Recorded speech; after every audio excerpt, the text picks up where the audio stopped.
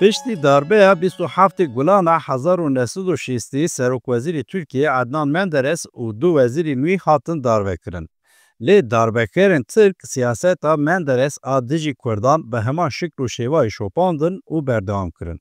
Adnan Menderes qasî 6 mehan beriya darbeyê gelek xwendevan, rewşenbîr û siyasetmedarên Kurd derdest kiribû û avitibu zindanê.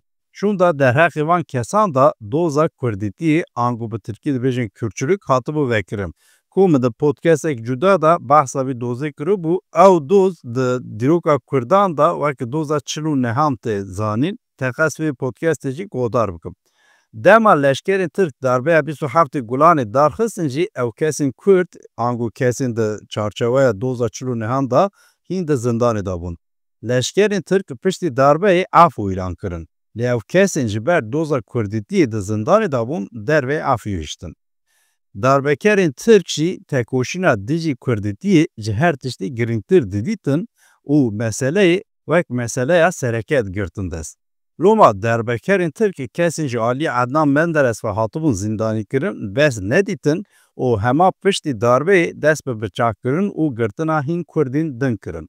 Di vê çarçeweyê da herî kêm 485 kesên ji bajarê Kurdistanê hatin binçakkirin û darbekerên Tirk wan birin Sivasê kampa Kabakyaziyê. Piştî çend meha şûn da ew kamp hate valakirin. Lê darbekaran 55 kesên Kurd sürgûnê bajarê Tirka kirin. Nivîskarê Tirk Yakub Kadrî Karaosmanoğlu ku wê demê binçavkirin û sürgûna Kurdan destek dikir, bûyerên dijî van kesên birûbûn Sivasê ango van kesên Kurd ên birûbûn Sivasê wek tehcîr bi nav dikir. Sedema bu girtin sürgûn an jî tehcîra van Kurdan dihat nîşandin destekkirina hikûmeta Menderes bû. Ango darbekeran ji rêya giştîra digotin van kesan destek dene Menderes. Lê di rastî de hincet cuda bû. Lewra nûçeya di 31 Gulana 1960 da ango 4 roj piştî darbeya 27 Gulanê di Rojnameya Cumhuriyetê de hatibû beravkirin balkêş e. Nûçe wiha ye û rastiyan radixeber çava.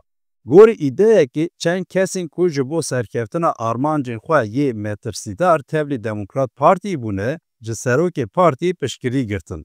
Ji bo dengan ango reyan dijî îrticayê tavîz hatiye dayîn û loma li Rojhilat rê li ber çendîn hewldanên bû perçekirina welêt vekirine. Vê çarşeveyê da gorê Şêx Saîdê Xayîn bi maşîneya ango cîpa Rûsan li gundê Rojhilat geriyaye û hikûmetê vê tiştê paşgo kiriye. Armanca hatiye xwastin pêk bê avakirina Kurdistanekî nû bûye, di vê mijarê de bi belge ango wesîqeyan derketiye holê ku çendîn wekîlên Demokrat Partî bi van kesan re têkildarin. Komîteya Yekîtiyê ya Netewî û hikûmet ango darbekar dawî li xebatên van kesan anîne, tedbîrên bo kes û unsurên dixwazin welêt ferçe bikin kirine meriyetê.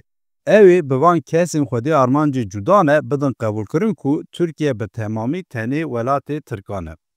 Nûçeya Cumhuriyetê wisa bû, bi rastî vî nûçeyê him dema darbeya 27 Gulanê çawa bûye raxistiye berçavan, him jî polîtîk ve dewleta Tirk a beriya û piştî darbeyê çawa bûye bi zelalî nîşan daye. Her wiha ew nûçe bu helwesta çapameniya Tirk a dijî Kurdan û nijadperest mînakeke balkêş e. A herî girîng jî ew e ku dixwastin bi kampa li Sivasê û sirgûna piştî kampê bi Kurdan bidin qebûlkirin ku Tirkiye tenê welatê Tirkan e. Nûçeya Rojnameya Cumhuriyetê vê hişê fermî yê dewleta Tirk bêguman carektin radxist berçavan. Faik bûca ku Kinyas Kartal jî di nav kesên piştî kampa Sivasê hatibûn sirgûnkirin de cih digirtin û wan derheqê tiştên jiyabûn broşürek belal kiribûn. û ji broşürê tê famkirin ku bi rastî ji bo Tirkbûyînê bi wan bidin qebûlkirin hîn tiştên din jî xwastine bînin serê wan.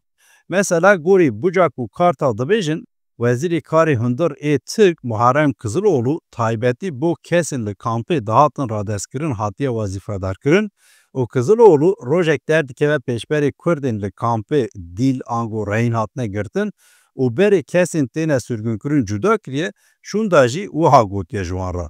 Bavê min celadê Rojhilat bû, ez ê jî bibim celadê we. Gorî rojnamevan Nevzat Çîcek bi esasî Kızıloğlu li ser fikra bi awayekî kuştina van Kurdan bû. Lê wek îroniyek xwesteka Wezîrê Tirk Kızıloğlu ji aliyê fermandarê kampê Sabrî Koçak ve hatiye puşkirin, ango Koçak planên kuştina kesên Kurd wara derxistiye bêencam hiştibû. Biryara derheqê kesên ji mirinê rizgar bûbûn lê hatibûn sirgûnkirin, piştî 2 sal û 4 mehan da hate betarkirin. Lê barkêşe gorî çavkaniyên Tirkan, Serokdewletê Demê ango fermandarê darbekaran ê eslê xwe Kurd e lê ji Kurdan nifret dike, yani ez behsa Cemal Gürsel dikim. Cemal Gürsel şeşê tebaxa 1960 bi İsmet İnönü re daxive û jê re dibêje ku ew kesên dixwazin sürgûnê Rojavayê Tirkiyeyê bikin û li wir bi cih bikin, bila 15 sala nikaribin vebigerin welatê xwe. Di vê navberê de Abdulmelik Fırat nevî Şêx Saîd e û wê demê Parlamenterê Demokrat Partiyê dibêje ku Cemal Gürsel esasî lîsteya 2500 kesên Kurd amade kiribû, dixwast van kesên ku di nav civaka Kurd de xwedî rûmetin hemû bên kuştin û wiha çavtirsiyê û xofê bidin Kurdan. Tiştekî din a balkêşê ew e ku darbekerên Tirk bi rêya propagandayê digotin ew kesên hatine sürgûnkirin hemû şêx û axa ne. Xwîn û malên xelkên fexîr dixwin, li kêfa xwe dinêrin, ew başferûn e falan bêvan. Lê bi rastî wekî hemû propagandayê din ev jî direw bû. Loma Faik Bucak û Kinyas Kartal di broşûra xwe de wiha digotin. Em 55 kesên hatine sürgûnkirin axa jînînin. Piraniya me ji bo debareya rojane diçin emeletî dikin, karê giran da dixebitin. Piraniya me nîv birçî ne. Axatî wiha ye ma. Tenê 6 kesên di nav me da xwedî erazî ne, ew jî qasî tê gotin nîne, ji gotinan gelek kêmtir e. Berê meseleya darbekerên Tirk ên 27 Gulanê derew û rastiyên kampa Sîwasê û sürgûna Kurdan wiha bû, lê mixabin biş û siyaseta dewleta Tirk hîn jî wekî berî ye. Hîn jî dijminatiya Kurdan dikin.